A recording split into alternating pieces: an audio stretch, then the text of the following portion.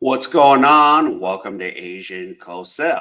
So I got one here from Sugar Tits, and yeah, female only sports bar goes out of business in only 5 months. So let's get into this video. So here we go. Oh, here we go.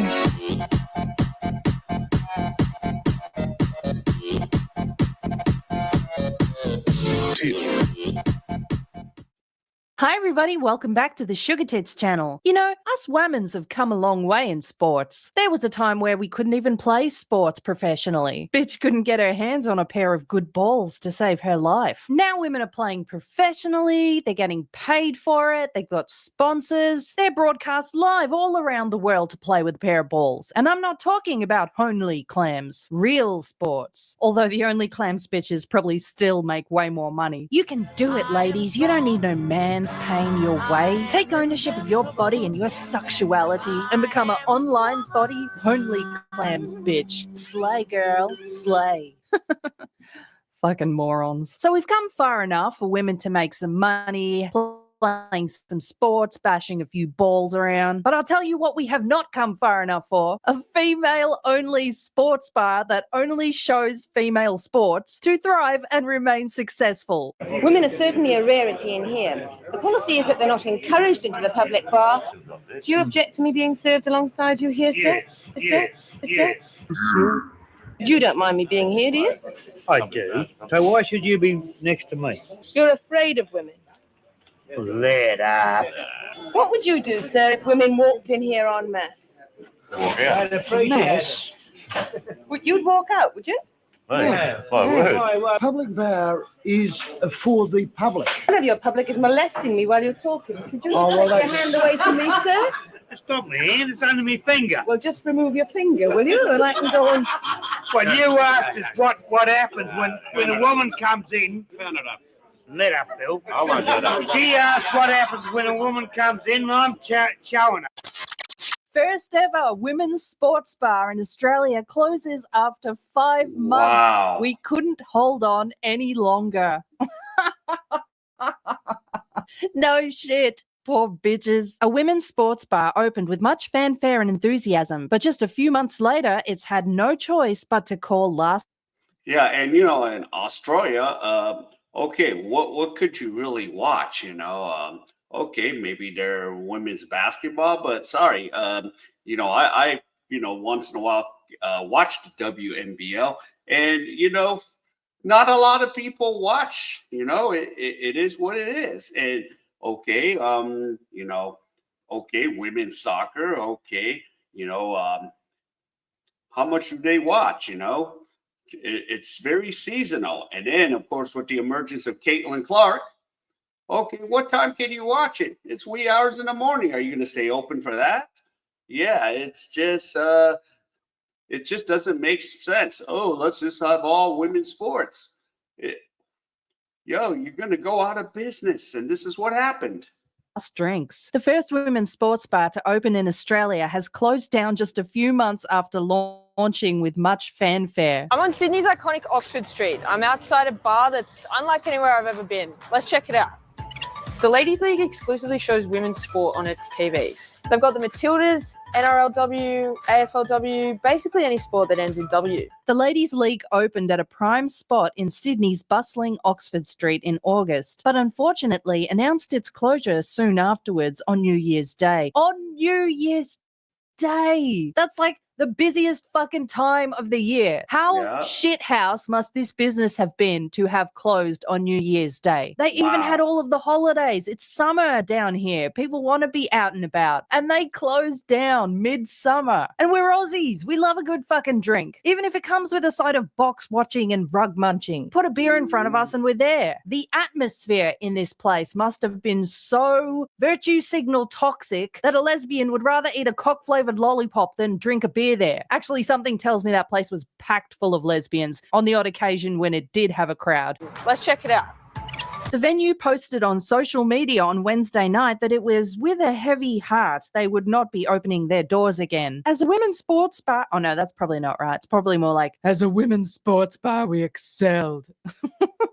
That's the butcher's voice I can muster up for you. Wow. The Ladies League wrote, adding that they had great turnouts at Matilda's Sydney FC and grand final games. That's the women's Olympic soccer team. And I don't know why everyone made such a fuss over this team during the women's soccer grand final down here in Australia. They praised them like they were the goddesses of soccer balls, but they came fucking third. Unfortunately, it is outside of live games that we felt the struggle as much as many other hospitality venues in this economic climate. Yeah, it was the economic climate that stifled you. I'm not saying it's great at the moment. Yeah, it's shit. But when you come up with the most moronic idea of catering to something that would only appeal to a tiny little fraction of the population in creating a business that only shows women's sports, you're shooting yourself in the dick, or the vag, if you will. We knew we had a fantastic product on offer.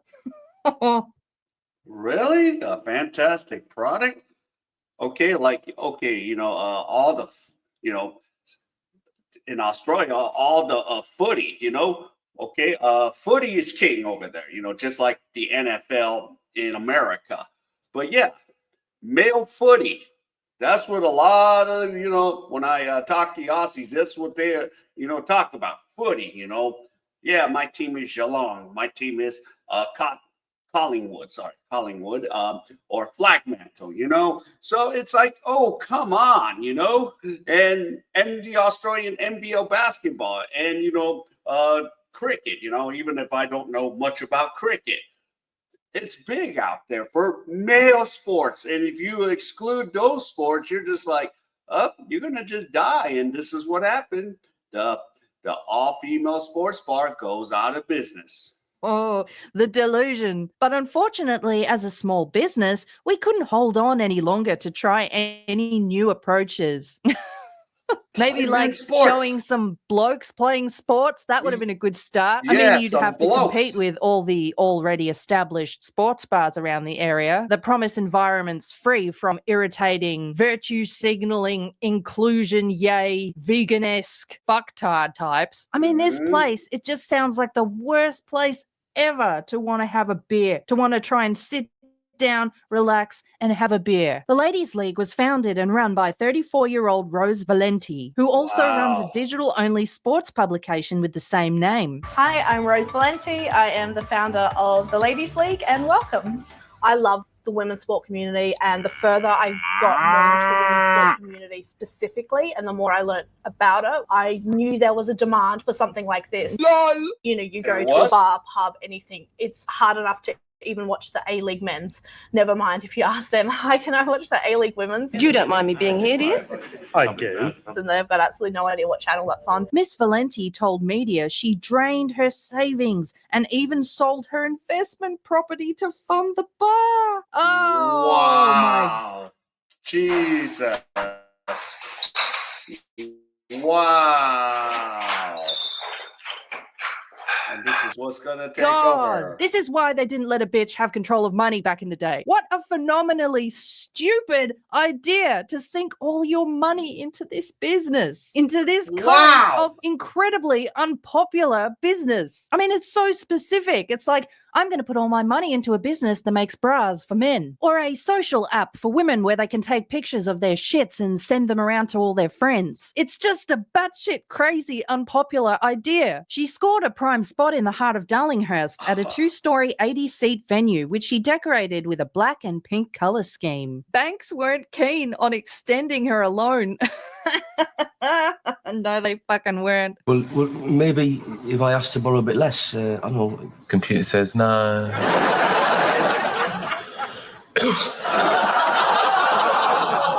Miss Valente has previously said they found the venture too risky, and you didn't listen to them, did you, love? The banks.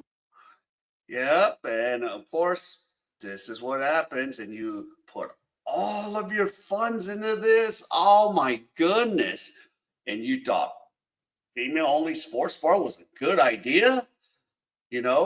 I'm sorry, I'm not a businessman, but I know for a fact that just running a sports bar is going to be expensive.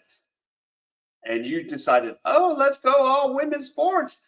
Sorry, not everyone watches it. Even the WNBA, even with the emergence of Caitlin Clark, you Yeah, that's picking up. But you know what? I ain't watching the WNBA without Caitlin Clark. Were fucking outright telling you this is a retarded idea, bitch. Don't do it. And you still ignored them, the money professionals. But she managed to fundraise from her loyal base of readers and others keen on the novel wow. concept. Idiots. Hundreds of fans spent money on foundation memberships to get their names written on one of the upstairs walls. And at the same time, other fans sponsored particular areas of the bar, tables, benches, and even toilet cubicles. Oh, well, that's wonderful. You get to see your name written on a toilet cubicle while you're busy starting a scissor fire with some other lazy bitch, taking respite from all that scintillating chicks water polo. The plan was to show live women's sport matches and in the quiet periods, display replays of women's games. Replays of women's games. Oh my God. I love sports, okay? I watch a lot of sports for a chick. Right now, it's tennis season here in Australia, and I'm watching the Australian Open. And I've got nothing against the chicks playing, but I would rather watch the men playing tennis because I feel like when I switch over the channel to the chicks playing, it's like watching a watered down version of the dudes playing. It's like slower, less athletic, less powerful. Essentially, it's like the diet beer of sports. I'm like, why the fuck am I drinking this when I could be having the full strength shit? I didn't crack open a can of beer to get slightly wasted. Men were also welcome to the pub, but for some bloody reason, none of them wanted to show up. And Miss Valente said she was open to showing a men's game if that was what her patrons wanted. That's what all sports patrons want. You're crazy, bitch. The venue boasted 6 TVs and 1 big screen with a bar section downstairs and a viewing lounge upstairs for the rowdier customers. A lot of finger popping and scissoring going up in there, I'll tell you what. Miss Valente's The Ladies League was partly inspired by Australia's deficit in women's sport viewing and coverage, which accounts for only 12 to 15% of screen time, according to the latest research. Yeah, and footy, AFL, footy, males, they have packed stadiums, like what, 60 to 80,000 watching male footy. And then, and I follow Australian basketball, so I'm like, ooh, and, like we have the grand finals going on, so those, and of course, there's some issues there, but, but majority of their fan base is jam-packed, especially at John Cain Arena, for Melbourne, that's jam-packed unless something goes wrong, like a concert, but yeah, some big venues. But for the ladies, no, they're not as packed as, even if the Chancery of Townsville Fire and Bendigo's playing right now, it's not as severely packed like the men's. And you thought it would be a good idea to invest all your money into a business that caters to the tiny little 12 to 15%. Now, apparently, she thought this was going to be a great idea because there are other businesses like this in the world. There's one in Portland, Oregon. There's one in California, of course. One in Ireland. There are at least 3 other places like this in the world. Why couldn't she do it? The Sports Bra, oh my God, opened in Portland, Oregon and made $1 million in revenue in its first year of operation, also sparking other similar venues to pop up around the country. Tell me, does Portland, Oregon have a lot of lesbians? Is that a big lesbian town? In Portland, Oregon, people aren't afraid to try things, like opening a sports bar that exclusively plays women's sports. I built it and they came. If you want to try something too, try something Portland. Australians were excited at the prospect of the bar with social media buzz and many vowing to travel from neighboring states to check it out. Bullshit. It's a gimmick, isn't it? It's like going to a theme park that's just opened up. Everyone's all excited and they're like, oh, wow. And of course, Portland, it's completely so freaking woke over there, So yeah, maybe Portland might work, even if, and then, there's more female options to watch different types of sports. The United States have them. Even if we're like, okay, I'm not going to be watching this female sport unless for basketball, Caitlin Clark is playing, and that's even, the league is still in the hole, 40 million in the hole, but that's another topic. But yeah, majority, I think only work in Portland and some parts of California, but yeah, but there's a lot more options of women's sports and the time zones. But still, I'm not too keen on going to a females only bar. I don't even want to sit around that and deal with that. So it's like, hey, I'd just rather go to a regular bar. Oh, that's new and different. I'm going to go check that out. And then they never fucking come back because they've experienced it once. That's what your bar was, a gimmick. Others predicted that it would give way and become a full-blown LGBTQ bar given its location on the Oxford Street Strip. Might be a women's only sports bar, but anyone can come. We're only showing women's sports, so if you like women's sports, you come here, you can watch it. Straight, lesbian, bi, whatever you are. If you're a woman, if you're trans, if you're a man, you can still come here and you can still enjoy the game.